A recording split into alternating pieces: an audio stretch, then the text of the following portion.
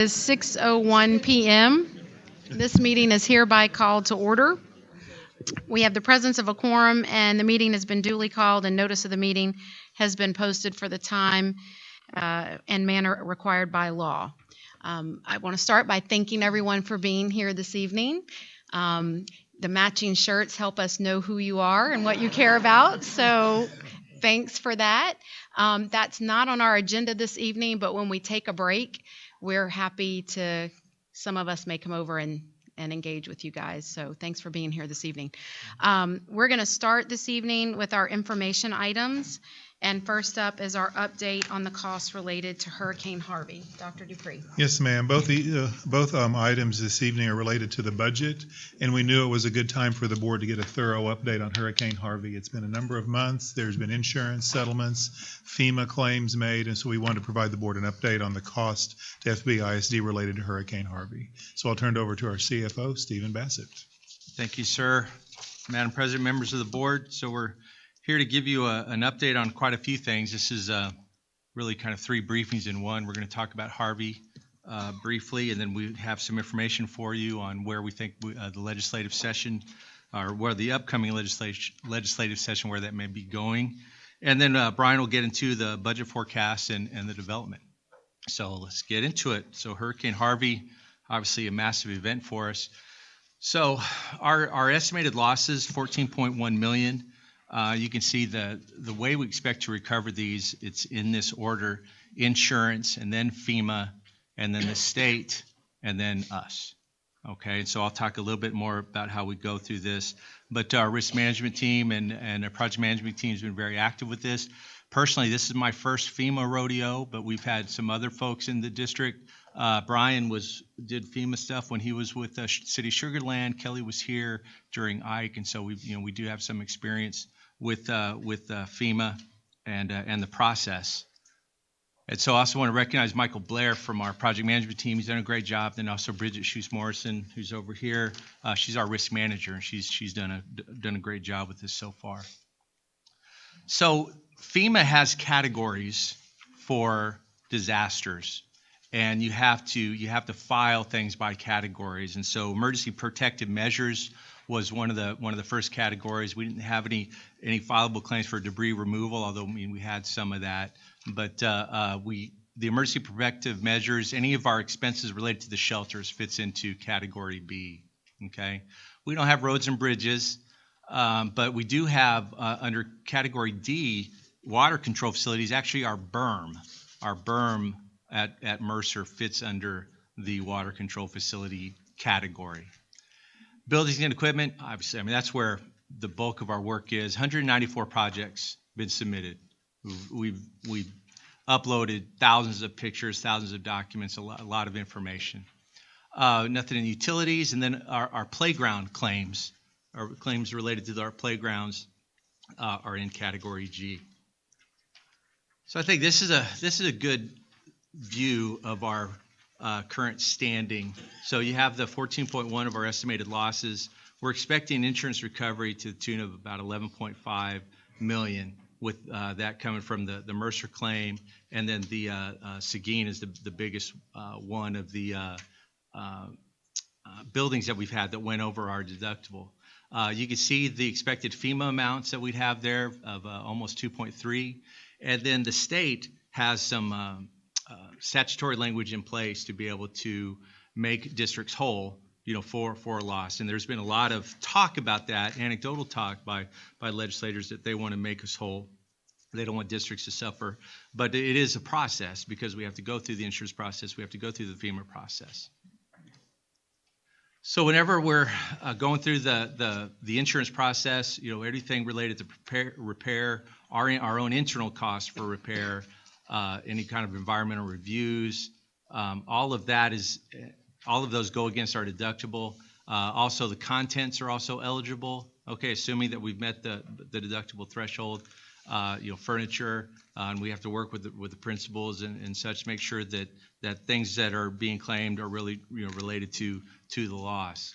So far, we received insurance proceeds of just over 5.1 million. And we're hoping to get in the future up to close to 6.4 million to round out the insurance side of things. Once we have insurance certificates saying that this, this claim is done, or at this school, because the deductible hasn't been met, insurance isn't going to pay anything. Once we have those certificates, those things can then be submitted to FEMA. I'm going to be at a meeting with Region 4 that TEA is going to have a couple of representatives to actually speak about this, the TEA applications for disaster assistance. There isn't a formal mechanism in place. I mean, there's kind of more of a cookbook now for insurance and how you go through that, but then also for FEMA. The state doesn't necessarily have a lot of experience on this, certainly with this kind of a wide scale. So there's going to be a couple people from FEMA at Region 4 this week that I'm going to be seeing, or I think it's next Tuesday actually. And whenever we do that, one of the things I anticipate us doing is filing something earlier than later. We can ask for the state to make up some of this so we don't have to necessarily wait. And then we can have a reconciliation process later. That's one thing I've heard that's a little bit different, but I'll find out more in the future. They have taken action to hold districts harmless with regard to ADA. What they did is they took the ADA growth that districts have had over the past 3 years. They've averaged that and compared that to what has been submitted. That actually hasn't been something that's had a big impact to us. We're pretty steady with our ADA, and that hasn't really impacted us. The thing that really could, though, is the property value hold harmless. Now, they've talked about different things, and I'm not expecting anything to be announced or anything to happen until after certified values for all the affected districts come in after July. But I've seen stuff in the paper about it. I've heard stuff at TSA meetings that TA also wants to hold districts harmless for the property value loss that they would have had. And so they may do that the same way in terms of looking at the ADA. What was the property value growth over the past 3 years? If they do that with us, that could be substantial because our property value growth for 2 of those 3 years were in excess of 10%. So we'll have to see how that plays out, but that's definitely to be determined. We did meet when we met with the chief appraiser, about our own property values. We did talk a little bit about Harvey, and so the estimated loss in value of 98 or almost 99 million, that does impact us in local collections to the tune of $1 million. Okay, the number of damaged properties there, almost 3,000. They are going to be working refunds for those properties in the April and May timeframe. I don't think anything's gone out yet, but they are going through a process. But it is a long process to go through the reappraisal. So before I turn the corner on legislative updates, anybody have any questions on the Harvey stuff that I went through? Mr. Rice. Yes, Mr. Bassett, on the, are you saying that you met with the chief appraiser, Glenn Whitehead, and we have estimated loss in value of $98.7 million? Yes, sir. What's the we have roughly $35 billion in the appraised value of Fort Bend ISD. Yes. What is if that loss is allowed to stand, what's the financial impact to us? Oh, well, I mean, I haven't calculated that. I mean, we can work it out to you, but in terms of local collections for this year, it's for about $1 million. But if it was to stand long term, we'd have to look at compounding and such because of the growth that we have year over year. But we could. And it would go long term because the properties weren't repaired within a year's time, or? Yeah. So whenever we first talked to the chief appraiser about the Harvey, he initially was advising districts and other municipalities to not do the reappraisal because of the timing of it being in September. There wasn't that many months in the year where folks could really get that much of a benefit, and then many of the properties are done by January 1st. There were some that were done by January 1st, and many times when that's done, the value comes in a little bit higher. Okay, because they've done renovations and other things like that. But I think his experience has been that as folks rebuild and such, certainly in that second year, things get more back to normal. And given the number of properties, he hasn't indicated to us that he expects that to have a long-term negative impact. And did I understand you to say the TEA would allow us to average the last 3 years? Well, that's still to be determined. But there's discussion on that? There's discussions on it. We know how they approached ADA, because they knew there was going to be a lot of movement of children. Okay, and some kids went out and then we received, so there was a lot of movement of children, and we're still going through, the busing of homeless children, as every day. Okay. And so we know how they approach that hold harmless. There's just been various discussions about how they'd hold harmless districts on the property value. So that is still to be determined. They haven't been willing to commit to anything. And Dr. Apri and I don't expect them to do anything until well after the certified appraisal rules are in at the end of July. Thank you. Thank you, Mr. Rice. Mrs. James. Thank you, Mrs. Tossan. So just to follow up on Mr. Rice's question, so was there a short-term impact from this year due to our asking for the reappraisal, or this is the estimated longer-term impact? Is that This is the correct? estimated loss in property value for the current taxable year, right? Right. Okay. Now, we did also have to pay some of the expenses, our share of the expenses related to the reappraisal. Mhm. That is impacting their current year budget. Is there anything else? I don't think so, no. Okay, so that's the amount for the current year, and we expect that to hold for next year as well, more than likely, but it's Yeah, so the way it roughly. works, whenever we're projecting 18-19 numbers, Mhm. we're using the property values that we get from the chief appraiser, and it's as of January 1st, 2018. And so as of January 1st, 2018, he's expecting our value to be less by this amount. So it will have that much of an impact in terms of the local collections that we have. Okay, so I understand that, but I'm asking because we had a reappraisal that was a retroactive, right, to right after the hurricane. Right. So we had a loss from that as well. And is that loss included in that number, or it's a different? What is that loss from fourth quarter? Right. So what we'd have to do, so that annualizes about $1 million. So what we have to do is we have to look at, what is that value, and just go with the 4 months, and we'll see Okay. what those refunds are as they go. But this is, when we met with him in February, this is still kind of soft. They're still doing a lot of field work on these things, and so we're not expecting the numbers to change too much from what we have here. But does that help? Yeah, we're okay. So I have a question on slide 7, where you said that we've received to date about 5.1 million. We're expected to be paid about 6.4. Is that 6.4 total, or is that in addition to the 5.1? Well, that would be in addition. In Okay. addition. So over 11 million is Yes, what we're ma'am. looking at. Okay, thank you. All right, let's keep rocking and rolling. So we saw a briefing when we were at TASBO at the end of February, and so we're pretty much going to be using a lot of that information. So this is kind of the year-to-date in numbers, looking at the state revenue situation, which really drives what's happening from the state budget perspective. So 10% is the number, and that's the sales tax revenue growth. I'll show you some of the background in that. So you can see just the sales tax there, the actual growth to date. They were projecting for the biennium to have 5.5% growth. You can see, they really beat that. If you look at just some of the other lines, across the board, for the most part, the state really is doing well from a revenue perspective. So that's certainly good news. You've seen this slide before, showing the sales tax collections and how they progressed. This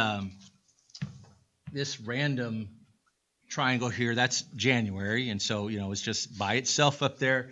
But you can see how it is above where we finished, but we have a really strong slope, okay, through the second half of 2017, and so things are turned around, certainly from a sales tax collection perspective. Oil prices have been stabilizing. We are paying more at the pump, and so everybody notices that and how that's coming along. So $7 billion. There's talk about, okay, so $7 billion potential shortfall for the state. So we just got finished seeing some pretty interesting revenue numbers. How can we have this problem? So here's some of the things that they talk about. A $2.5 billion shortfall in Medicaid in that aspect of the budget. Hurricane Harvey is going to have an impact. Now, that's going to be one time. The rest of these items are more on an ongoing basis, which would be more concerning. Remember, we spoke about this in the past, but they had a constitutional change to mandate that X amount of sales taxes be diverted to the highway fund. And so that is going to have an impact, and I think that's going to be close to $2.5 billion. There's a lot of deferrals and repayments from the last session. The Texas Tomorrow Fund is going to need an infusion of cash, as well as TRS Care. TRS Care and the medical side of things is definitely struggling, and that's the same story practically every session. $11 billion, what does that represent? Well, that's the amount in our rainy day fund. And, I do think that they anticipate covering, what's going to happen in Harvey, with the rainy day fund, because it obviously qualified as a very rainy day. If you look at this chart, so this is a chart that we got from OKC. The blue lines, and this goes back to the 0405 biennium, those represent the infusions into the rainy day fund. The red amounts are withdrawals. But you can see the cash balance there, and then they're a little bit more aggressive with the investments in that darker green. That's they're having that as a separate fund, but all of those together make up the state rainy day fund. 2.5%. A lot of discussion about this, and that's Governor Abbott's property tax relief plan. So, in that plan, you probably saw some of this. They're proposing at the time a revenue cap for cities, counties, and school districts, with voter approval being required for any revenue over that. But everybody has to remember that when did this come out? Okay, this came out before the primary. And this was actually issued by his campaign office and not his main office. And so anyway, I just want to put that out there, because there's a lot of unanswered questions around how this could be implemented and how it could look. One of the things that that was in the press release that wasn't on here, is that they recognize that a change in the funding formula would be needed, okay, for districts to be able to live with a revenue cap at 2.5%, especially if they're in the growing, if they're growing, and they have so we are expecting an emphasis to be put on formula change, but there isn't necessarily reasons for optimism there, and I'll speak about that in a minute. So 2/3 vote would be required. Even some of those things could be limited, even with voter approval. One thing I certainly do expect to see some bills filed on, but they've been filed every session on bonds. So if there was going to be new bonds, for there to be a certain number of registered voters would have to participate, or you'd have to get to a threshold of a supermajority. We were over the supermajority threshold in our last bond. Certainly don't want to take that for granted, when we do a bond in this coming November. But we'll have to see what happens in the legislative session. But we are expecting, many bills to be filed along these lines. If we did have a revenue loss, if this was in place, it would pretty much have a disastrous impact on all school districts if the current funding formulas were in place. And so that's why they've said that it'll definitely require a district funding formula. They also, I wouldn't see this really ever happening without the new formula, because the state is the beneficiary of all the property value growth. I mean, they have been using that to fund all of the other initiatives that they've had. The school districts have not been getting that, and that's certainly well documented. It's easier to see what it could mean to us on the debt side.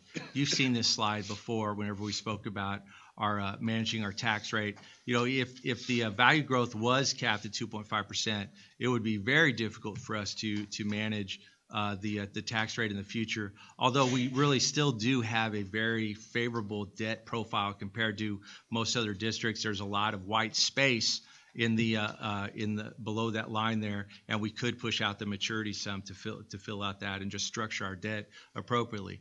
This chart doesn't include any of the potential savings from some of the actions that we're going to be taking tonight, later in the whenever we're talking about our bond proposals and some of the other things that we hope to be doing in the future. So anyway, but it would certainly have a big impact on us if there was a 2.5% cap.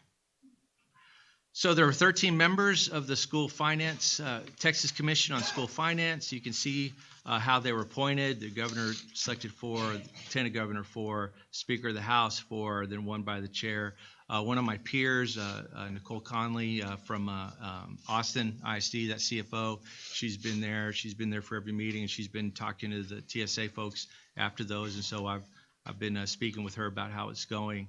And there have been a lot of meetings, and there's been a lot of press releases about how they've gone. So whenever he put the commission together, he told them, redesign a system where spending is proven to improve student outcomes. We want to foster innovation. We want to be able to, see what's going on elsewhere and replicate those successes and do something to modify the property tax system. So that said, 0. Well, what's that from? Well, I mean, really, you want to learn from history. I mean, the same thing happened in 2009. There was a select committee put together, after that most recent session. And so I'm not saying nothing's going to happen from this, but whenever there's a new funding formula, I mean, we haven't heard anything that there's going to be new money. We haven't heard that new money is going to go into place. And anytime you put together a model with a change, and the committee, if they put forth, they would have a new formula. But without new money in the system, that means you're going to have districts that are winners, and you have districts that are losers. And without new money, I don't think we could expect to see anything adopted by the legislature, because if we lost millions through a change in the formula, we would suggest to our state reps that we can't handle that loss, and we would request that our legislators vote against it. And that would happen across the state, and that's happened in the past. So we don't see a whole lot happening in there. Now, 274 days, that's when the next session starts. So we'll keep our eyes on things as we go. So before I turn it over to Brian, talk on the legislative side. Any questions from the trustees? Mr. Rosenthal. Could you go back to slide 22, please? Yes, sir. Okay, so describe what happens in those years, 2020 through 2028. Okay, so under that scenario. Yeah, so I mean, we pretty much just took the same numbers that we'd shown before and just dropped that line. And so what we would do in those situations, I mean, we do have a significant fund balance in INS. We could use that to help manage our tax rate, or we could push out the maturities of those. But if we issued it just like that, I mean, we would eventually run our INS into a deficit, or we would need to raise our tax rate. I mean, it would be one or the other. But wouldn't raising the tax rate come up against that 2.5% cap in revenue? So you really couldn't do that either. Yes, it would. And so that's why the whole thing is stupid. Really, I mean. Yes, sir. Okay. And we tried to argue that, but. Thank you, Mr. Rosenthal. Anyone else? Mr. Rice. George. Mr. Bassett, just a quick question on slide number 18. I see there is fund deposits. The highest amount of fund is deposited in 2008, 2009. Is that correct? Am I reading it right? Yes, sir. Okay. So how come that possible? Can you tell me? Because that was during the big recession years and all that stuff. So how did that happen? I don't know. I mean, it certainly is counterintuitive. I mean, if you look at the impact of the, I mean, I think that's from the budget that was in place and everything, through that biennium. It really was. I think the impact of that, and it was a lag. it really can be seen into that next biennium in the 10-11, and that's where, we did have our own, the budgets were cut, for all school districts, including Fort Bend ISD. Right. And so that's why, that's the biggest red number. Okay, So. okay. In an ideal world, it should have happened the other way around, because the least amount spent and the most amount put into the rainy day fund. I was just confused about it, that's all. Yeah. Yeah, these are the numbers. I'd have to get on the horn with them if I get a more specific explanation for you. Okay, thank you. That's it. Mr. Rice. Thank you, Mrs. Tasson. Mr. Bassett, so here's my question. I'm going off memory, but I think I heard you say that for 3 years in a row, this is probably going back to 2014 or 15, we had property tax growth of 10%, property tax growth of 10% the following year, and 11% the third year, and then last year it increased only 5%. Mm-hmm. Am I correct in understanding that each year when the legislature or the state gets ready to write us a check, they look at our previous year's property growth and they might recognize, hey, you had an 11% bump that was worth an estimated, $15 million. And so we're going to short you $15 million when we write the check, which is one reason why we can never lower our property tax rate, because the state is clawing that money back. Actually, it's money they don't have to spend. So I know the Texas Supreme Court ruled that it was not a state property tax, and we know they're never wrong, but it sure seems like one. Now, and so I remember last year during the 85th legislative session, Senator Paul Bettencourt proposed a 4% cap on property tax revenue. And that means if we had property tax growth of 10%, we would only be able to take advantage of 4% of that, except that in Senator Bettencourt's proposal, he exempted school districts and targeted only the counties and the cities. And by doing that, he helped them understand school finance. That's right. And so, and then following your slide, I'm seeing that sales tax revenue is up, largely driven by oil and gas revenues, and the state gets most of its money from sales taxes.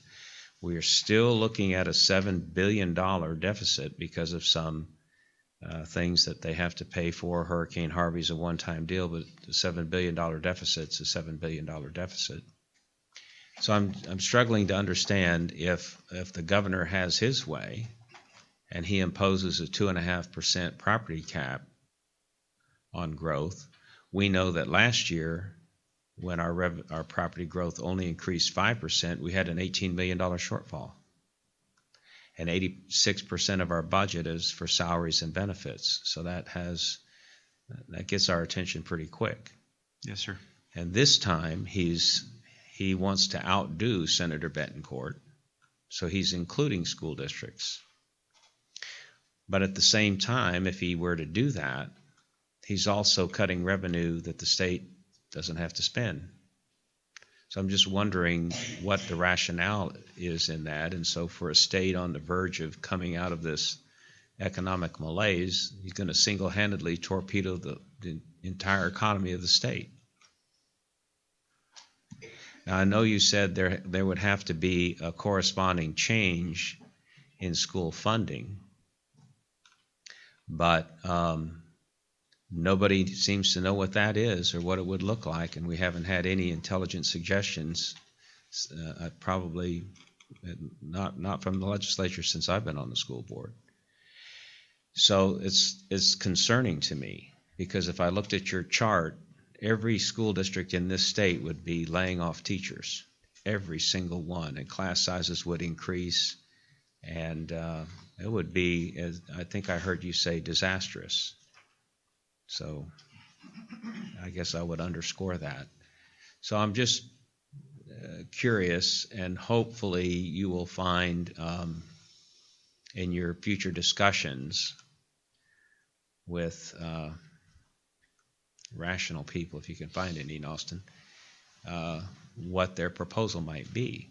And second to that, did I hear you say that he's also proposing, in order to pass a school bond to build schools, we would need to have 30% voter participation?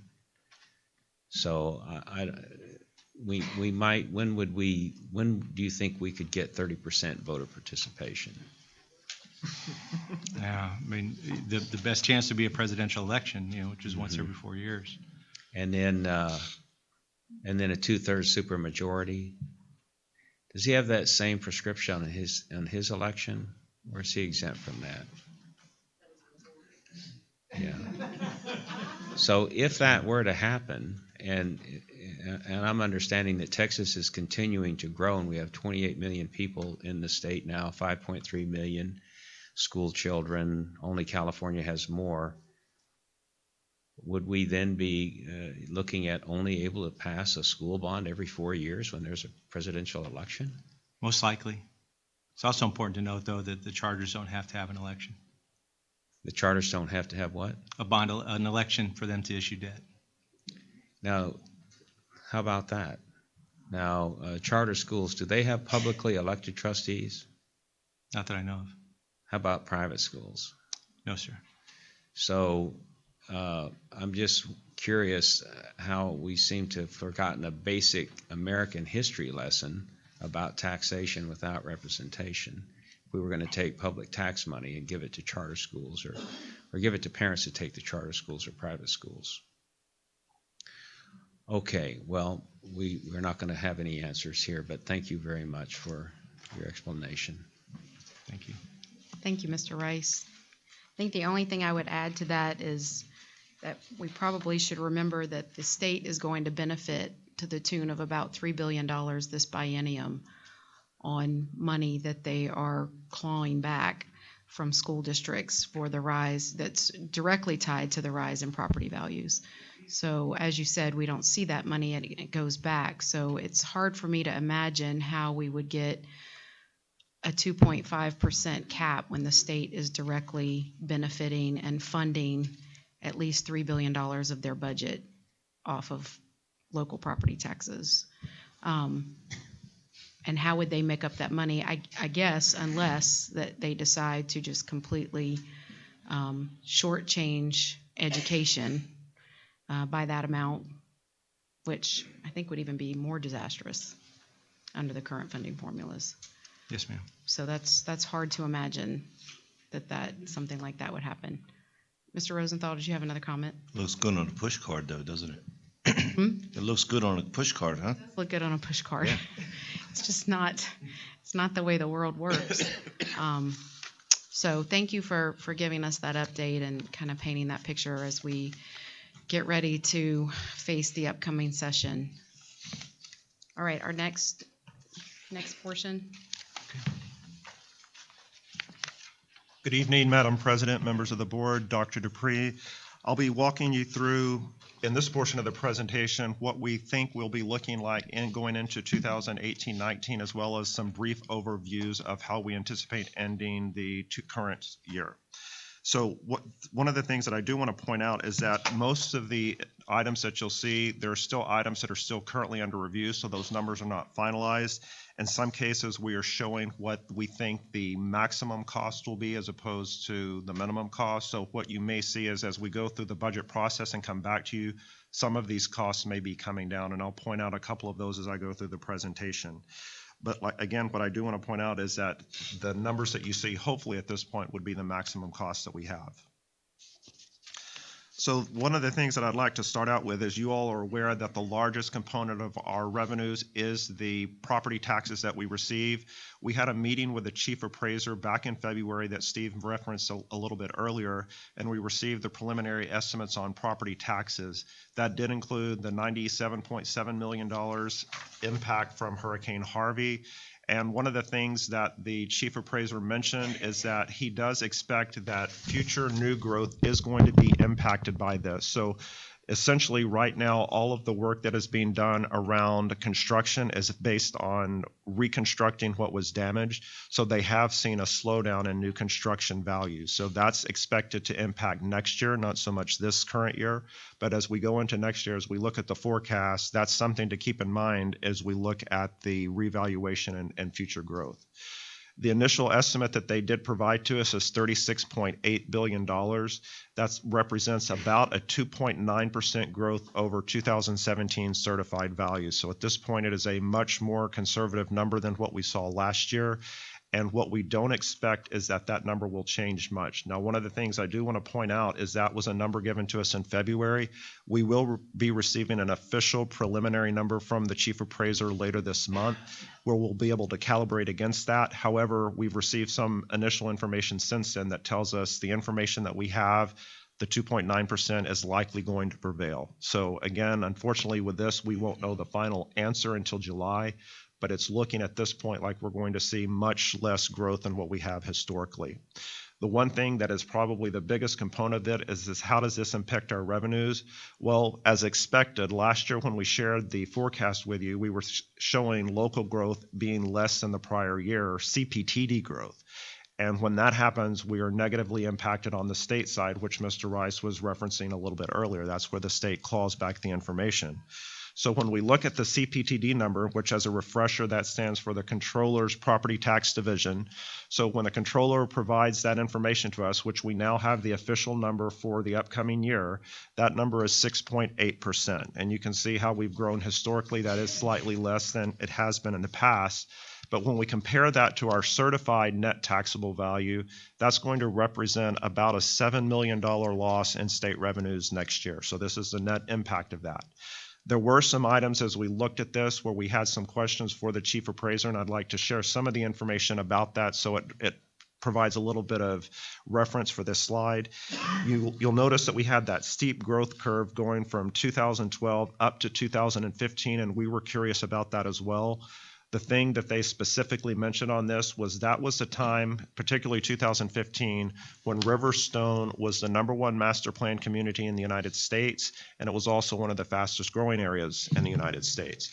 What we saw is that as that growth started to slow down, being compounded by the change in oil prices, that started to bring values down a little bit more. And then essentially when we hit last year, we were basically at the bottom of that oil boom. So at this point, the 2.9%, there's a little perspective on that, in that Riverstone, though it's still growing, is not growing gangbusters like it was in the past.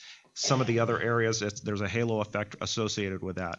The other item that is negatively impacting us is the fact that as Riverstone, Aliana, Harvest Green areas were growing, that was negatively impacting some of the more established areas in Fort Bend County, such as First Colony. So what the chief appraiser mentioned is that we are seeing flatter growths in those more established areas, such as the areas immediately around us in this area.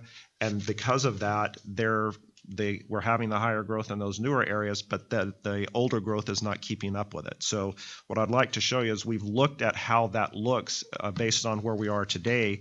And when you look at things historically, most of our new growth has come from revaluation. You'll notice that usually it's in the area of 60 to 70%.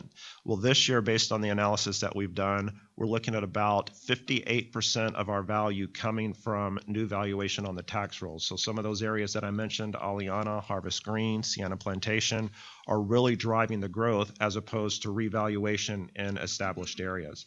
And we had some internal conversation, and if you think about it, areas that are zoned to Clements, which is one of the most prestigious high schools in the state, in the past, you would have to live in the center of First Colony. Well, now you can buy an almost brand new home in Telfair, and Telfair values are increasing, but the rest of First Colony is not. So those were some of the anecdotal pieces of information that he was able to give us. So as we continue to look forward and build our forecasts and our longer range forecasts, we're going to keep that in mind. So as we build those values, we're not going to be seeing the double-digit revaluation growth that we've seen in the past, or at least we don't expect that over the next several years. Transitioning over to enrollment, this is information that you all have seen. We're anticipating enrollment of just under 76,000. This is based on the information that the district's demographer PASA shared with the board back in February. Although most of the information I've just shared with you is what you could call sobering, there are some bright spots that we have seen as we go into 17-18, as well as finish out 17-18 and move into 18-19. First of all, we have seen some local revenues increase. As a matter of fact, our revenues for interest income are up by about $1 million, and we expect that to continue. You all may recall that in the 16-17 year, we added a district treasurer who would manage the district's investment portfolio.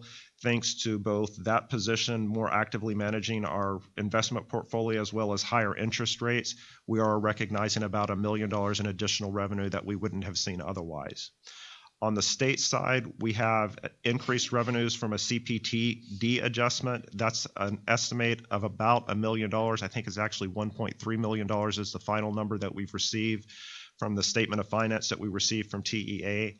However, that's going to be a one-time payment only. So this is based on an audit that they did and passed. So unfortunately, it will not continue into 18-19.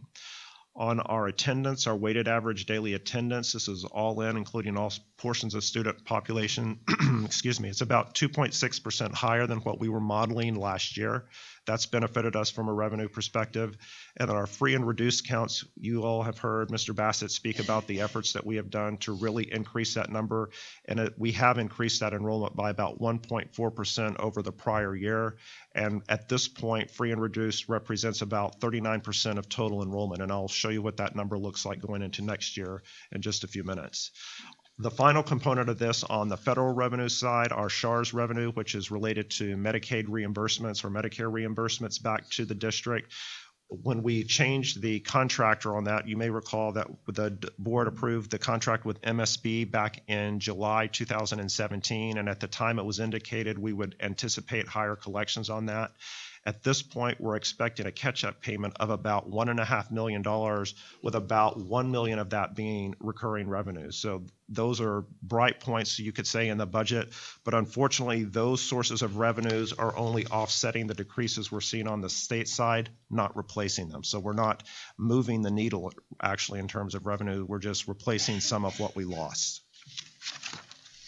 On the expenditure side, as I go through this, the point that we're using as our starting for the upcoming year is the forecasted numbers that we showed you in the 2017-18 forecast. We have made some strategic adjustments to those numbers based on work done by the Budget and Compensation Committee. We've discussed with you earlier in the year that was an ongoing work that was being done to help address some of the budget shortfall we're seeing. That was done in conjunction with the Leadership Town Hall. This was an initiative that was led by Dr. Dupree, and I'll walk through that more in just a moment. But in addition to that, we do have some key investments that we want to ensure that we maintain as we go forward so that we attract and retain competitive teaching staff. This is something the board has previously acted on last month in March when you all approved the step increases for teachers, maintaining that. And then also there are some programs that we're looking at that would advance board goals and objectives, one of which is the Early Literacy Center, which there's more on that this evening in the agenda. So as we look at the budget assumptions, I'll point out that the items that you see on the slide here in green could be considered final. This is where we have solid information. The ones that are gold can still continue to change. So the average daily membership is a number I represented earlier. Our average daily attendance has been roughly 96.5% over the last several years. We're using that going in.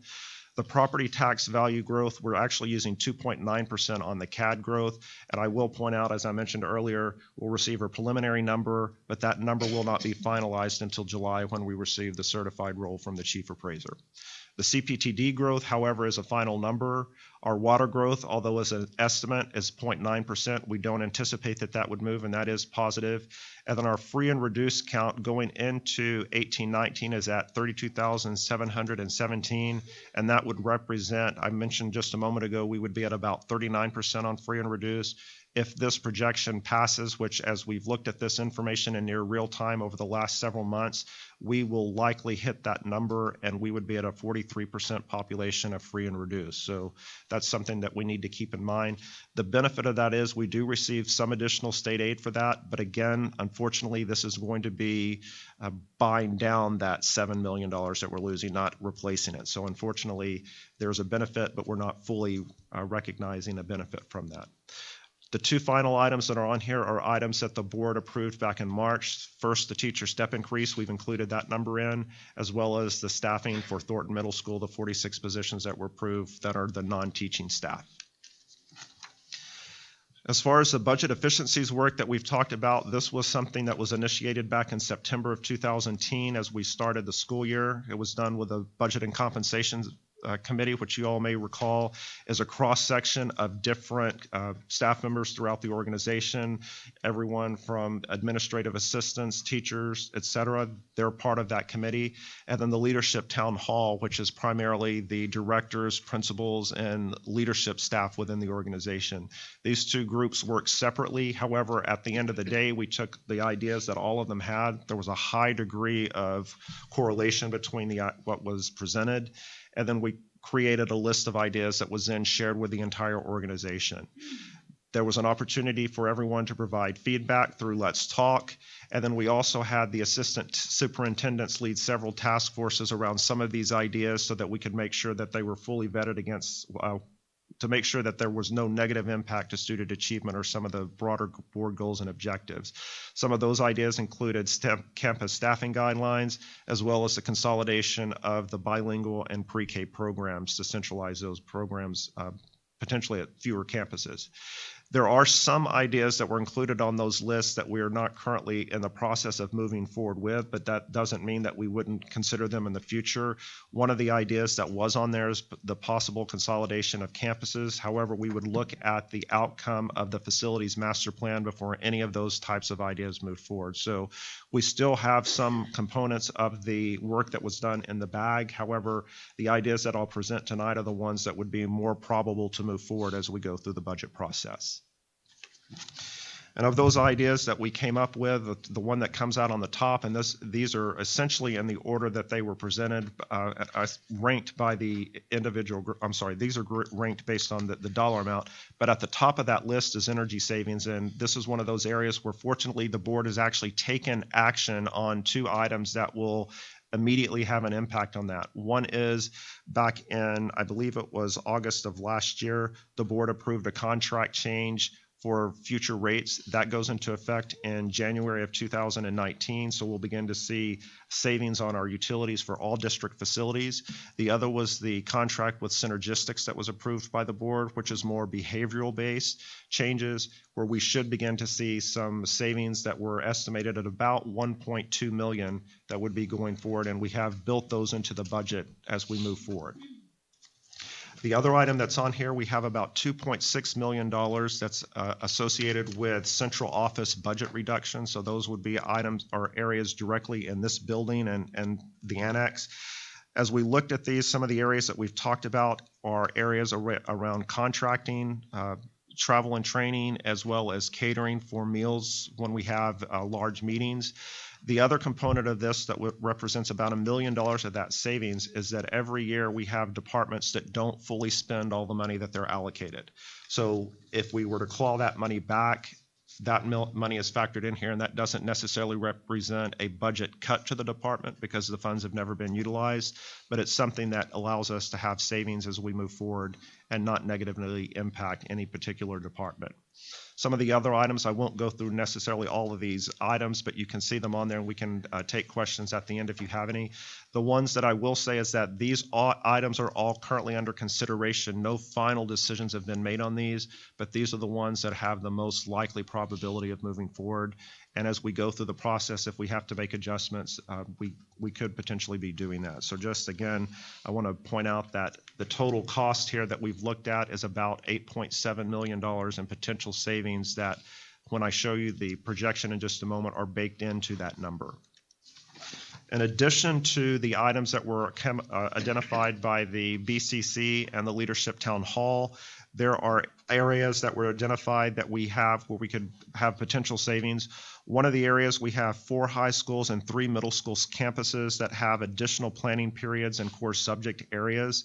As the assistant superintendents and administrative staff looked into that, that's not necessarily done equitably across all campuses. So in some cases, as an example, Bush, which is listed as an at-risk campus, does not have those additional planning periods, whereas Hightower, Willow Ridge, and Marshall do. So there are some areas where we looked at is this the best way to utilize those funds? And it would be, in this case, what would happen is the principals, if they feel like they need those additional planning periods, would make the request of the assistant superintendents, and a decision would be made on how those resources are utilized. If we were to do that, that represents about $2.1 million in savings that we would result in not having to add additional teachers. The other item are the instructional materials allotment. We receive an allotment from the state to cover instructional costs. There are some costs that we have in the district that where we paid for out of the general fund, and as a committee looked at this, we determined that we could use those instructional materials allotments to cover those costs. That would represent about $1.5 million in savings. The only unfortunate part of this is that's that one-time savings. So it's not something that will recur over time, because those items are purchased and we don't purchase them again necessarily on an ongoing basis. So that would represent about $1.5 million in additional savings. The final 2 items on here, the grandfathering of bus routes. You all may recall when we did the rezoning several years with high schools, there were some I guess it would be sophomores who elected to stay at their home campuses. This is the final year of them being at their seniors this year, so those grandfathered routes will go away. That results in savings. And then finally, a telecom audit that could potentially result in fewer lines, so that would represent in total with those other savings about $4.3 million. So overall, between the budget efficiencies I mentioned a moment ago, we have about $13 million in savings that have been baked into the projections that we're going to show you, although again, not all of these have been finalized. On the expenditure side, and these are some initial ideas that have come forward in terms of making investments to ensure that we continue to grow. The Early Literacy Center that will be discussed later this evening, we have built in currently about $3.88 million for that initiative. Again, this represents what we considered or would anticipate being the maximum cost. As we go through the discussions to actually fully develop that program, we would anticipate that that number could potentially come down. On the remaining items, the EDGE stipends, you all may recall we received a grant from the George Foundation. That grant expires at the end of this school year, so if we continue doing those stipends, it would represent about $186,000 that would come to the general fund. Campus budget adjustments. When we see increased enrollments, we allocate resources to campuses based on a per pupil basis. So when we have higher enrollment, this represents that amount that would go to the campuses for the additional enrollment. And then finally, you all may recall we've struggled in the past with how we fund the portable moves. We have built in $1.6 million on an ongoing basis for portable moves going forward. And then finally, the health fund contribution. That is an additional contribution to the general fund from the health fund. And if there's no general pay increase for employees, which at this point has not been built into the forecast, this would be the cost that would be incurred. Now, when we look at the inflation cost for medical claims, we're seeing that it's about 6% based on current trends. However, some of the actions that we've taken to minimize our costs, we believe that will be a little bit less for us. And what we're expecting is that, or how this breaks out, is that $3 million represents about $36 per employee per month in the general fund. So again, we've taken some actions to reduce the severity and frequency of claims related to healthcare costs. This would be the cost that we would expect, though, and as Steve mentioned it earlier, you heard with the TRS care, they're expecting a shortfall. This is also on the district side. Some of the costs that we're seeing are somewhat higher than what we've expected, but we have taken actions to begin controlling that. So on the expenditure side, what we're looking at this point is about $4.9 million in new expenditures that are, as I show you the projection in a few minutes, these are currently in that model, so you can see what the impact is to the ending fund balance. One area where we do expect that we'll have some growth in expenditures is with our special education area. Over the last several years, we've seen a growth in programs as more students are identified needing special education services. And based on the information provided by Dr. Hill, we're expecting a growth of about 10% in 2018-19 over the current school year. Now, what that means is, based on that growth of 10%, there would be about 42 additional teachers needed, or I shouldn't say teachers, this is a combination of teachers and paraprofessionals needed, and that's about $4.26 million. Unfortunately, the state's reimbursement process and their funding formula, we would not be reimbursed 100% for that. So because that's not equal to that, essentially we have not built that into the forecast yet, although there would be a corresponding revenue and expenditure associated with this. So this highlights one of the dangers of the revenue plan, or the revenue cap that Governor Abbott has presented, is that it limits the growth that we would have. And if we continue to identify special needs populations, the funding that's associated with that at the local level, which at this point we would be covering about 42% of that cost, that would be impacted directly by what he is proposing. So to point out here, if we look at this, of the $4.26 million, we would receive about $2.46 million in state aid, with about $1.8 million having to come from the local side. So having walked through the factors, I can share how we currently expect to end the 17-18 year, as well as our initial projection for 18-19. We expect 17-18 will end better than what we anticipated. As you all recall, we allocated 11.9, or right at $12 million in economic stabilization funds from our fund balance. We anticipate that we'll use about $7 million of that, and we'll have about $4.1 million or $4.2 million of economic stabilization remaining at the end of this year. For 2018-19, we're showing a deficit of about $5.4 million, so we recognize that there's some additional work that we're going to need to continue to do as we work towards balancing the budget and bringing that forward for board consideration.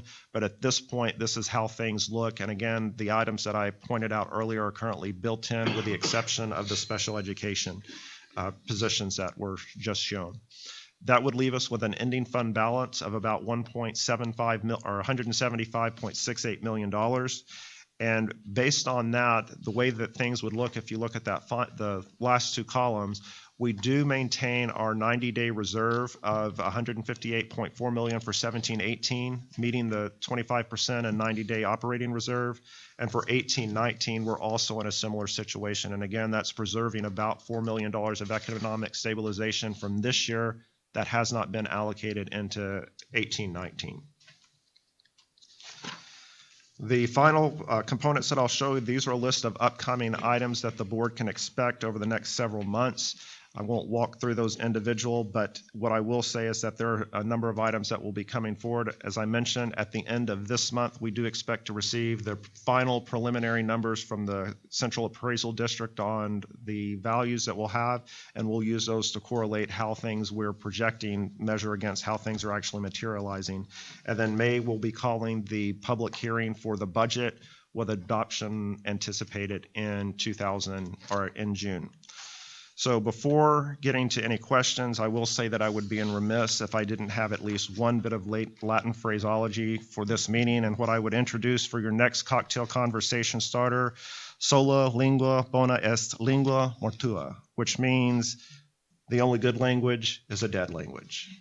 So I'm sure somewhere there's a Latin teacher rolling over in their grave because of my mispronunciation there, but hopefully for your purposes, you'll be able to utilize that going forward. And we'll be happy to take any questions that you all may have. Thank you, Mr. Glenn. Mr. Bassett, we appreciate that, especially the Latin that we always learn every time you come to present to us. Yes. Appreciate that. I know we have questions. We'll start with Mr. Rice.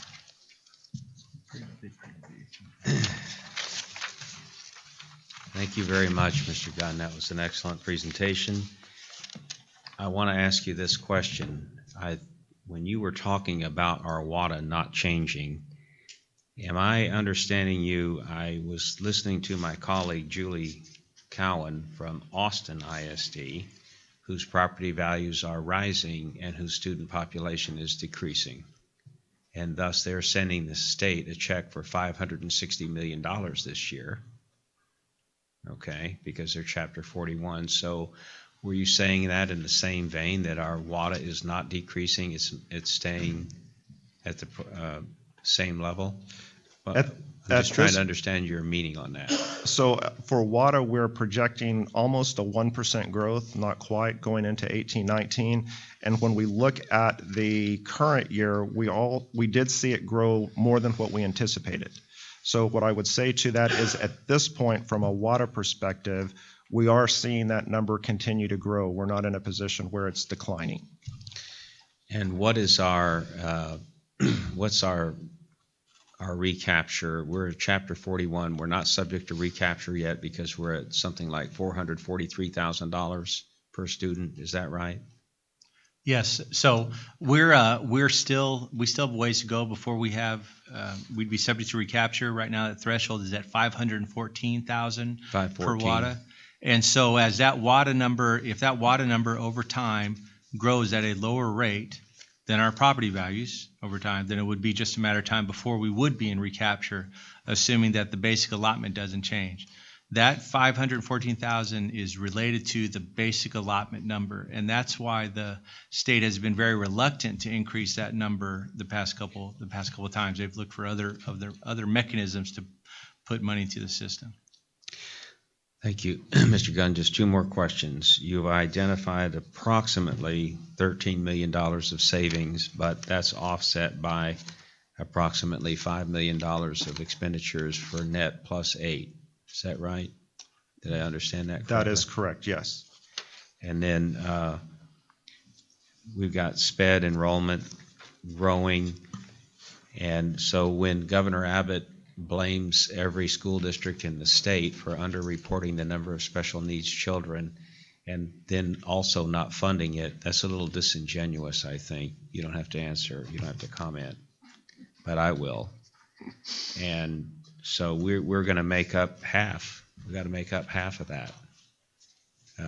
No thanks to the state government and no thanks to the federal government, who has consistently underfunded the Individuals with Disabilities Education Act since it was enacted into law in the early 1970s. Never one time have they funded it at the level that Congress promised to do. And I understood you to say that we're ending our 17-18 year better than our projections, which is good. Under promise, over deliver. So we're only going to use about $4 million of our own economic stabilization fund.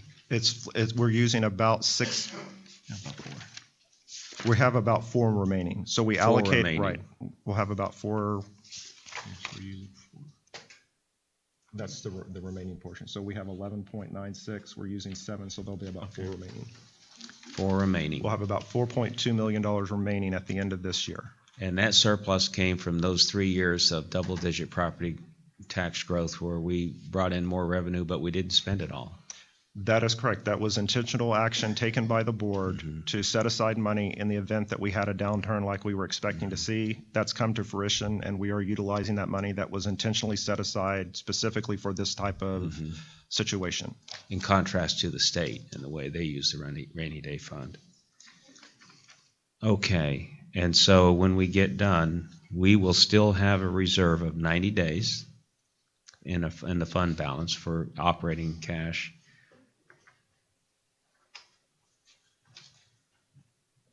We'll have our 90-day reserve.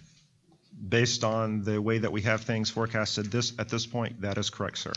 And the last comment, though, is if I'm understanding you correctly, we can expect property tax growth to be single-digit for the foreseeable future. I think the way that I would describe it is anemic compared to what we've seen historically. That's a very excellent word choice. Thank you. Thank you, Mr. Rice. Mr. Burdine.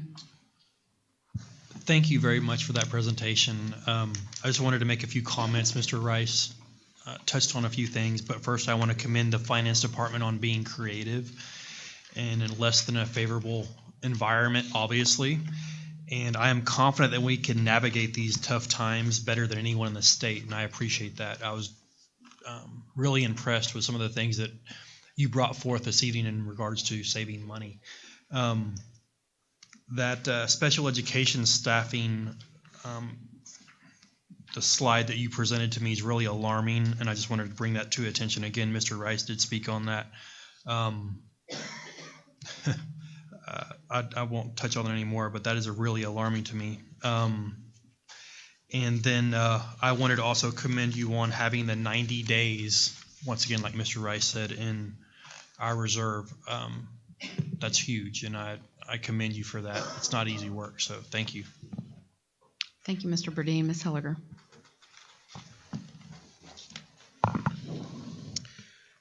Ditto to all the wonderful things they said about you and your team around this presentation. As I am confident, as Mr. Burdine says, in this team, I'm still extremely upset. I'm bothered by the cuts that we have to take. So a couple things. If I remember correctly, the adjustments to extra planning periods, the extra planning periods were for certain schools that needed extra supports for that learning environment. So for us to cut that will, to me, sound like we're going to greatly impact those schools in that learning environment. Ms. Helliger, we're not cutting all of the planning periods. This is actually a 40% reduction. It's not all of the planning periods. Now it's significant, but the assistant superintendents have been working with the principals, and we spent a lot of time talking about what we thought we could be able to manage, given the success of how they've been doing at Hodges Bend and Bush, given the similarities in demographics. Yeah, it's definitely significant. I know that this wasn't all of them, but it's still pretty significant for me from the schools that I know Yes, that ma'am. utilize the extra planning periods. Could you tell me what the instructional materials allotment? Maybe I missed that one. So the instructional, and I'm glad you brought that up. So let me talk a little bit about that. So this past biennium with the instructional material allotment, we were allotted about $14 million. At least that's what our number has been that we've had in that balance. And so, but this was the first time that there was not a significant proclamation to gobble up all that money. Whenever that fund was created several bienniums ago, it was a blend of the technology allotment that had been separate, and then also the textbook allotment, which the state held, that the districts never really controlled. And so they said, no, we want to put this, at the hands of the districts. So they set it up that way. But the districts really were never able to use any of that funding for technology. And because we're in a biennium where we are able to see, some slack in that budget, then we do see it being able to give some relief to the general fund in the current year that we're in, then also in the next, in 18-19, but that's a one-time thing. Now, I'm optimistic that it could help us in future years, and we know we are going to have a proclamation again in the future, but the forecast for the state with regard to the permanent school fund, which does help the IMA fund. That's how the IMA fund is funded. It's funded outside of the state funding formulas for the permanent school fund. For the school foundation program. It's very optimistic, and so we're cautiously optimistic, but we're not going to bring over any of those savings into future years. So that's the way we're treating that right now. Mm-hmm. Okay, so just to make sure I understand all these numbers, so we did a net 8 this year, with leaving about $4 million in our economic stabilization fund, correct? Even with that, we're still going to have a deficit of 5.39 next year. That's the way the numbers are coming out right now. We still have more work to do.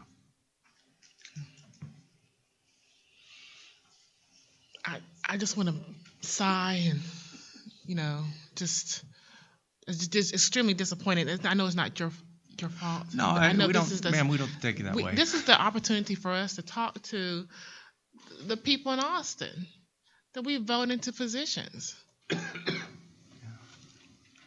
Are there kids in public schools? It was. Yes, ma'am. But, we're going through a major facility planning session right now. we've got to make sure that our kids in the Willow Ridge feeder pattern have all of the support that they need in order for us to bridge those gaps. And we're dealing with a $5.39 million deficit. To me, this is extremely alarming. And everyone that's listening, that's here tonight, for whatever reason you're here tonight, these are the major impacts that we have to deal with on a regular basis. So when we're talking about advocating for our kids, this is where it starts. So when 274 days? Yes, ma'am. Is that what it is to our next legislative session? Yes. I need everybody down there talking to their senators, their state reps about school funding. A small group of people can't get this done. We all have to do this. And there is an election between now and then. Thank you for reminding us. All right, thank you. I'm going to get off my soapbox.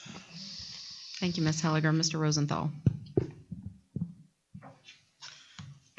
So I'm looking at page 38 with some of the efficiencies. What is going into the energy savings? You said rate change and behavior. That is correct. So we signed a contract a while back that the board authorized us to have a lower kilowatt per hour. Right. Okay, so that's Right. accounting for over 1 million of that savings. And the additional 1.5 is what we're expecting to achieve from the synergistic contract on behavior management. Okay, and so that's Basically really getting people to turn off lights and all. yeah, that. just to be more conscious on Okay. things, turning off lights, computers, using things more wisely. Okay, so I know I brought this up several times. At last year's TASB, I think Oscar knows where this is going. You and I both talked to this firm who does solar installation, and the cost is all on them.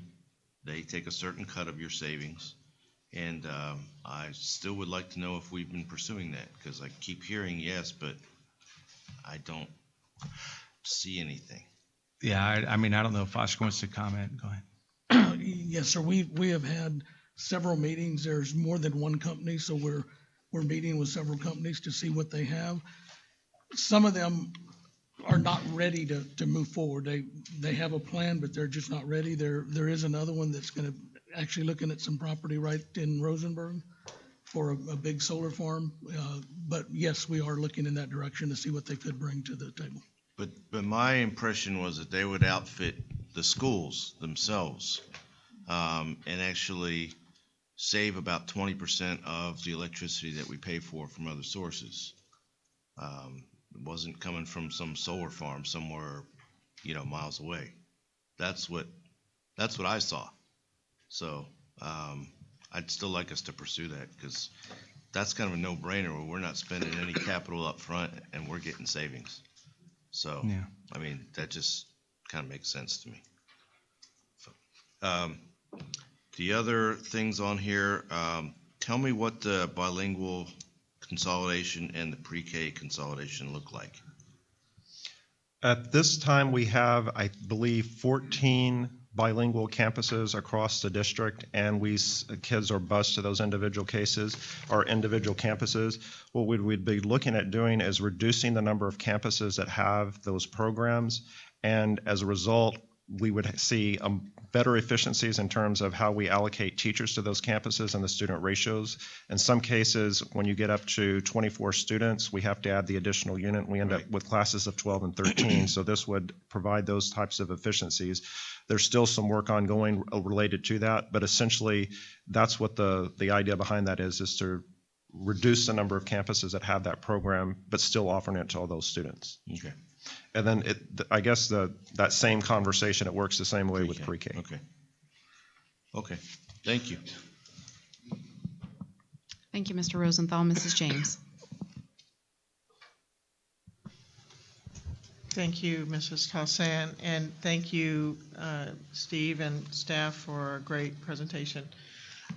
So just to clarify, when we're looking at the budget, the initial estimate, that's including these efficiencies and the other savings, even though they're still under consideration, that's including that.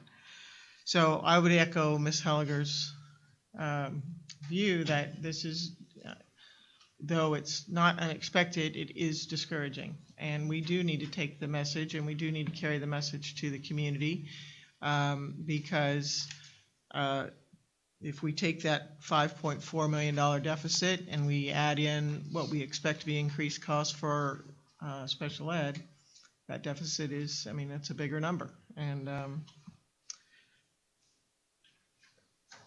it's upsetting.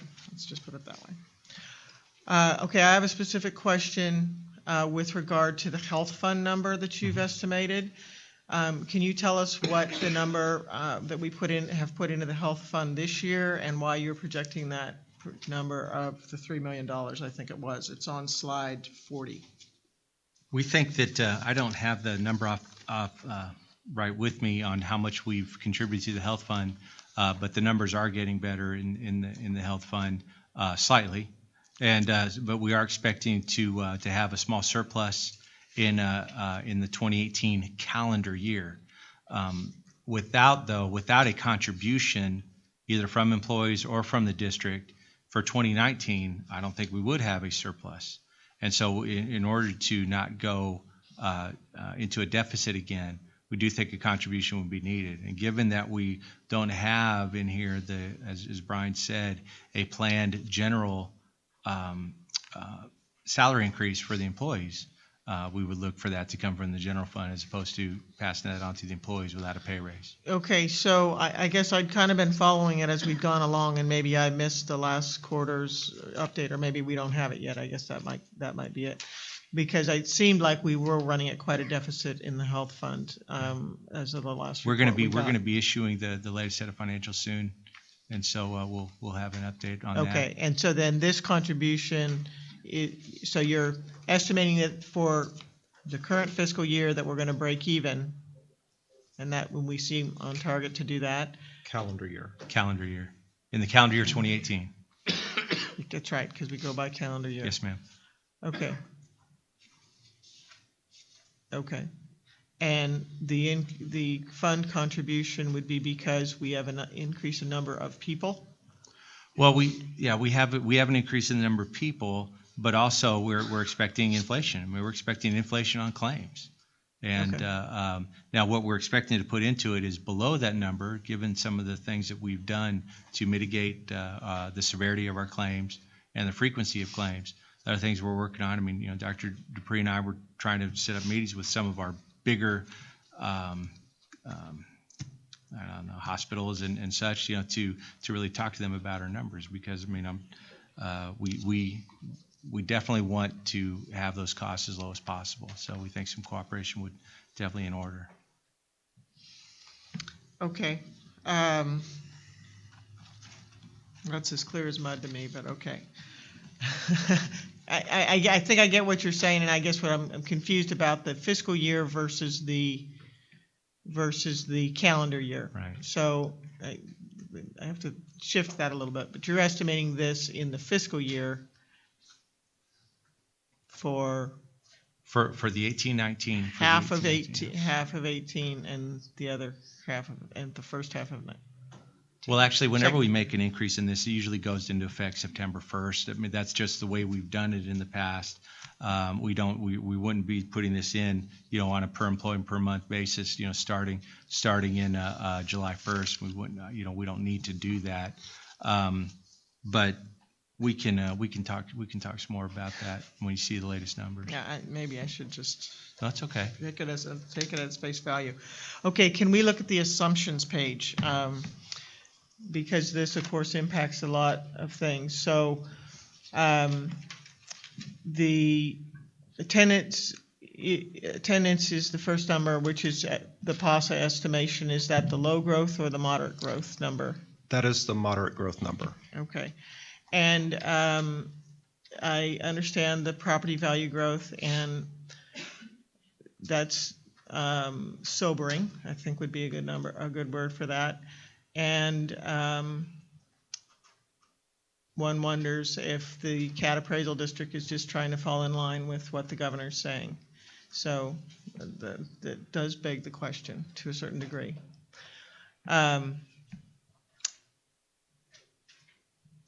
Then on the free and reduced count, so is there you indicated that there was additional revenue. Is there a threshold number do I remember, or something that, what causes you talked about that as being an additional revenue stream, and So kind of missed. each percent is typically worth about 2.1 million to the general fund.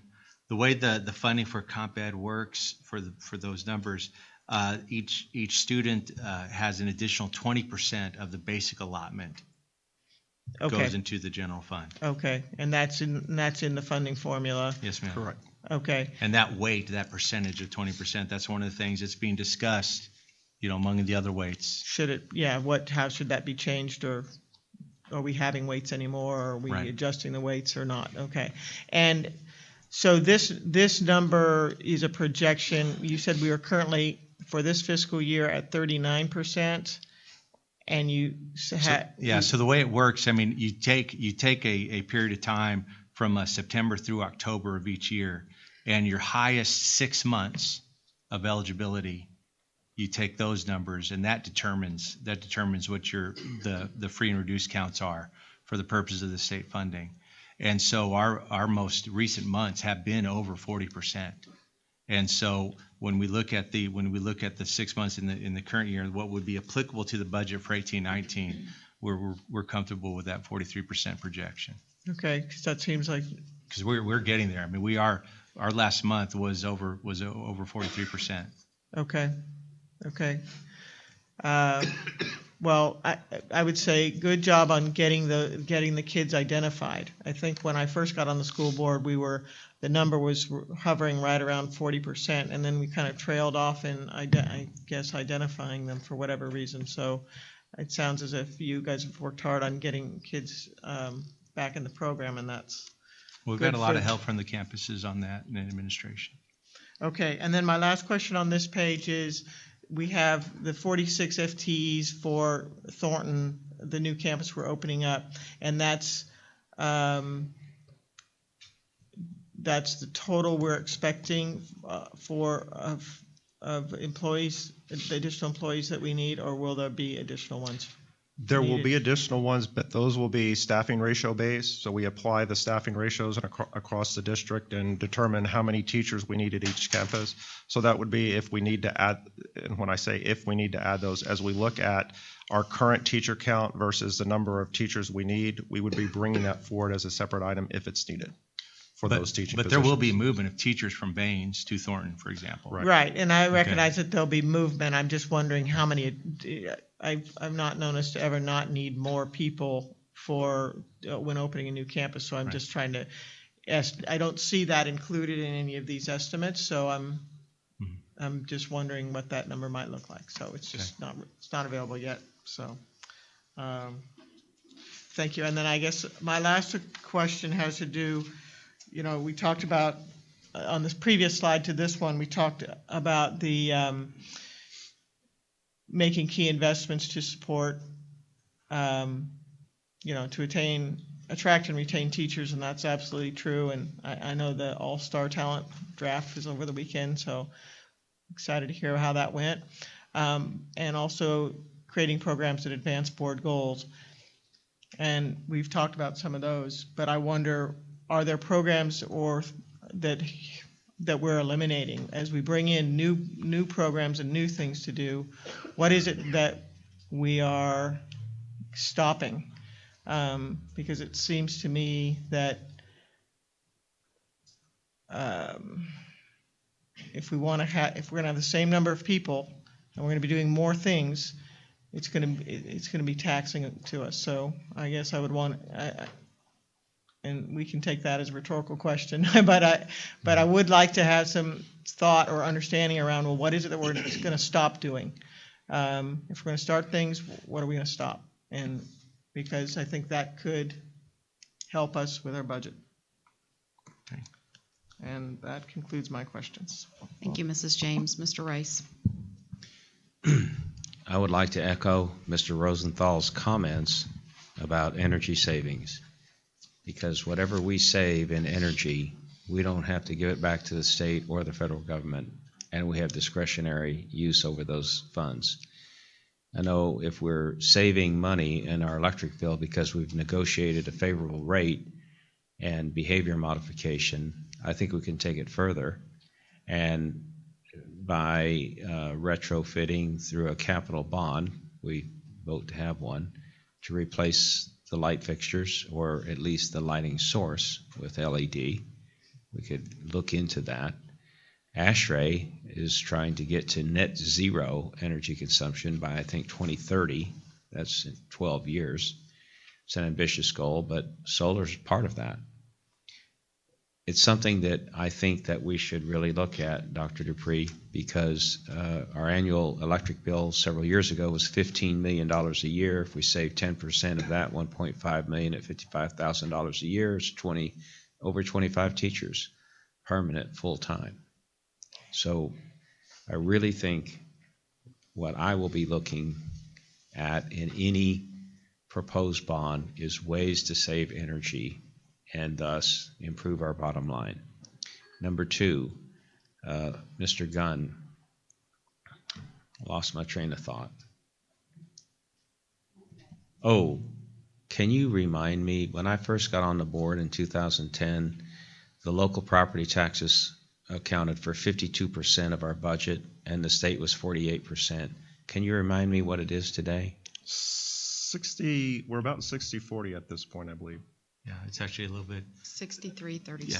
63-36. So 63% local property taxes are supporting our budget, and 36% from the state, hence the state's declining share. Right. And Mr. Gunn, you indicated we're going to have the final preliminary CAD values in April. Correct. We're planning our budget now. We've got to adopt our budget in June. Before we receive certified values, that is Before we correct, receive sir. the certified values, and then we're going to adopt a tax rate. When is that? In August? In September. September. So thank you for all the caution and the hard work, the homework in advance. It will pay off. Thank you. Thank you, Mr. Rice. I'll round things out with a couple of questions. First of all, back on slide 42, which is our special education staffing slide, I noticed that in none of these projections or on any of these slides do we take into consideration or into account the fact that we may have to provide, not only pay to identify, but pay to provide compensatory services to any children who were previously denied services because of TEA's 8.5% cap on identification of special education students. Are we accounting for that? Are we estimating that? Where is that? And the short answer is no, it is not captured anywhere. So that concerns me a great deal because I'm on the Special Education Continuing Advisory Committee as the governor's appointee, and I have been reviewing the plan that has to go to the feds, and which I think estimates about $84 million to the state of Texas statewide, which is woefully inadequate in my opinion. I can't imagine why they think it's only going to cost $84 million to implement all the things just at the state level that they are considering implementing. But that plan places the burden of identifying students, the cost burden of providing those compensatory services on the school districts. And I don't think anybody is really prepared for that. And it's one of the concerns I have raised at the state level. And frankly, I've not heard a good answer from TEA or from anybody at the state level about how that's going to be funded. I think the response has been that it's always been the district's burden to identify and to provide those services. The problem was that TEA is the one that put the arbitrary cap statewide. And now going back and having to provide those services is going to place an additional burden on the ISDs. So I just want to bring that up because I don't see it anywhere. I don't see us forecasting for that. Clearly, our numbers are going up, and they're going to continue to go up now that that cap has been raised and we're identifying more children. And of course, we have to serve more children. And as Mr. Rice said, I think the Individual with Disabilities Education Act is currently funded at about 14%. So between 14 and 16, I think. And there's nothing on the horizon that I see about any increases in that. So I'm concerned about how that's going to impact us in the next year if we're not prepared for it. The other question I have, or I guess what I want to go back to on slide 20, and this is really to kind of just expand on Ms. Helliger's comments. For those community members who are here and those community members who are listening, that last bullet says that the 2/3 supermajority to authorize new debt with a 33% of qualified registered voters in the district voting. That's on bond elections. And so I'm raising this right now because I see a lot of red t-shirts in the audience. And I know that your red t-shirts are here because you want us to rebuild Meadows Elementary and not close Meadows Elementary. And I'm bringing this up because if something like this passes, we are facing potentially never being able to pass a bond again. That's what we're facing. This board votes to bring a bond election because we have schools that need to be rebuilt. We have schools that need repairs. We have rapid growth still in some areas of our district and schools that need to be built. The only way we can do that is with bond money. All of these numbers that are being presented here are maintenance and operations. That's paying our teachers. 86% of that goes into salaries and benefits. That's paying people. And the rest of the small percentage goes into programs and transportation and things like that. So the only way that we can make the necessary repairs, that we can rebuild schools, that we can build new schools to keep up with growth, is to go out for bond election and to get that approved. So I'd say all that to say because this has come up every session. And pretty soon it's going to pass. Pretty soon it's going to pass because we advocate, this board is very good about engaging our senators and our representatives and even engaging our lieutenant governor and our governor. And we're pretty active in doing that, but they won't listen to us because we're educrats. They don't think that, they don't value our opinions. And so it's going to take people living in the communities and facing the things that we're facing right now to go and tell them that you are not in favor of this.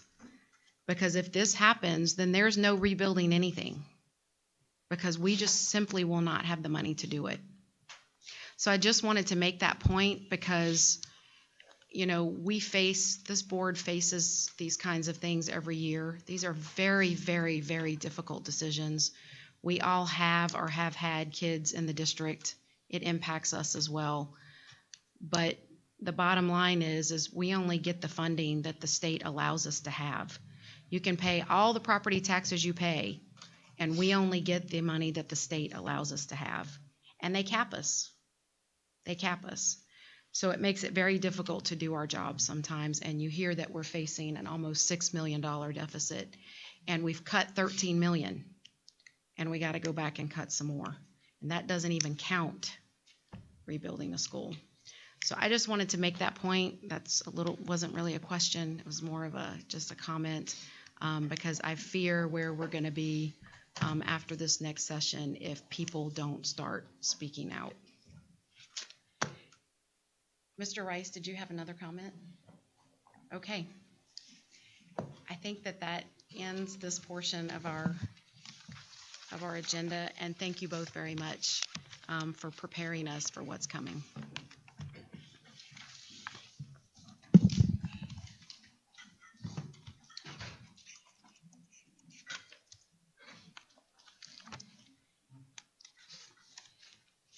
Our last information item this evening is to discuss the board budget allocations. And really, I just wanted to, I asked for this to be put on the agenda because as we're discussing budget cuts, and we're going to be presenting the board pretty soon with some updates to our board operating procedures, I wanted the board members to have an opportunity to at least see what the board's budget is and to be able to have a conversation, just have a conversation about what it is we're spending and what potential limitations we might want to put on ourselves through the board operating procedures. Before I open it up for comment or discussion, some numbers, I had some numbers put together. Dr. Dupree was kind enough to help me. You guys have the amounts over the past several years in front of you. Board training that's required by law, which also requires some transportation and travel as we do these board trainings.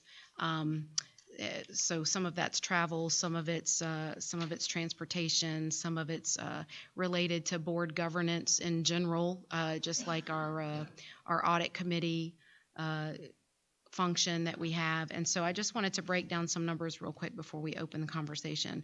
First of all, the total budget allocation for board governance, pretty much every number you see in front of you, it's about $604,000. That's 0.1% of the overall district budget. It includes about 45% of that is related to the internal audit function, which is a very important function that the board carries out. It's essential to oversight. We previously spent over $500,000 annually to staff and operate that internally in the internal audit department. We now spend about half that amount by outsourcing. So we have saved some money there by making that transition a few years ago. 21% is related to legal services, so that's board counsel. I view this as another key element of supporting the board's oversight of district operations. And so that's the legal services portion of it. And about 20% is related to the board election that we are not going to have this year. So that's good. That's usually a little over $100,000, and we're not going to have to spend that this year. So those categories are about 86% of the board's budget, and then the remaining 14% is spent on training, memberships to our various associations, such as the Texas Association of School Boards, the Mexican American School Board Association, the Texas Caucus of Black School Boards, those types of memberships. And then catering for board events, which is very minimal. So I just wanted to throw those numbers out there so you guys had some context about what you're looking at. There was some, the board governance committee, which Mr. Rice and I sit on. We're in the process of working on updating the board operating procedures.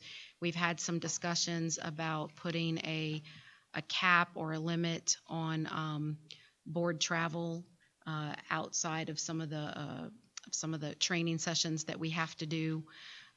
So that's one thing for us to discuss and to consider if we wanted to put that cap on ourselves. And then some other things that we'll be bringing forth for you guys to discuss in the near future, probably in May is our target at this point. So with that being said, I'm going to open it up just for comments from the trustees, suggestions from the trustees, anything else you want to discuss related to this. Mr. Burdine. I'll just go ahead and say it now that I believe that our internal audit and our legal services are crucial to what we do, and I think it's crucial to our district's success. And so I know that's a large part of the cost here, but I believe that it's completely necessary. And you had said, Mrs. Tossan, that board travel, and did I miss something else? That there's maybe some room to work with there, or limiting that, or? We're open to any comments or any suggestions that you have. One of the things that we discussed in the governance committee was the possibility of putting some limitations on that, and that's up for discussion. And anything else that you want to propose? I'm in favor of putting some reasonable limits on that. Something to explore. Anyone else? Ms. Helliger? Okay. I'm okay with putting limits, reasonable limits. I would have to see averages. I'm looking at some numbers here, but I want to see really an average and a trend to make sure that, we take that in consideration before putting a limit. And then we need to think about how does that impact us when we go to certain events. That might mean that some of us are limited to doing certain things, and what's the impact to us on doing that? So I know we all try to go to SLI and a couple other events that majority of us go on a regular basis, but then there's some things that, like the National School Board Conference, I think just maybe one or two of us go here and there, and so we don't want to penalize folks that have the time and the to go to some of these events and represent us as a district, because sometimes Grail may want to go and can go where I might not be able to go. So long as the budget then balances out, that's where I want to see it. Okay, does that make sense? Mm-hmm. Yeah. So if it's $2 for you and $2 for me, but I'm only spending $1, she should be able to spend $3 if she's going to represent us somewhere. Okay. That's reasonable. Mrs. James?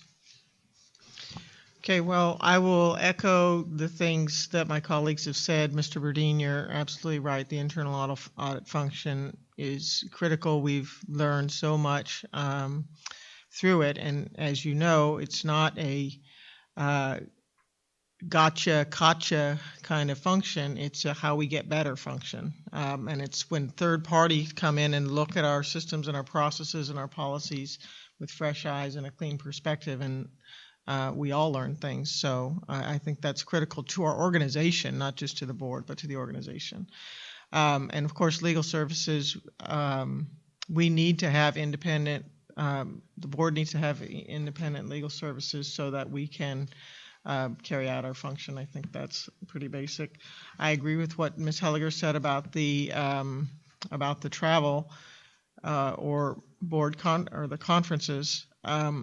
I will say, though, that all the trustees do have ongoing training. New trustees have more training than experienced trustees. But several of these conferences, I find myself doing the training others, and that brings prestige and notoriety to the district as well. So it also makes sure that I really know my material. So, then I, reflect on all of that. So that becomes a learning process. So I guess I would say that I think we should be moderate, but we should be careful that we are not shooting ourselves in the foot, to coin a phrase, but just we don't want to do any harm, because we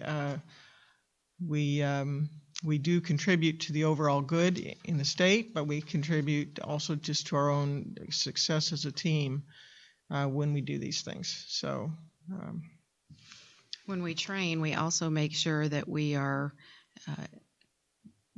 spreading our knowledge to other districts, hopefully to help them improve as we have learned to improve. So I think that's a critical thing for the state of Texas as well as our own district.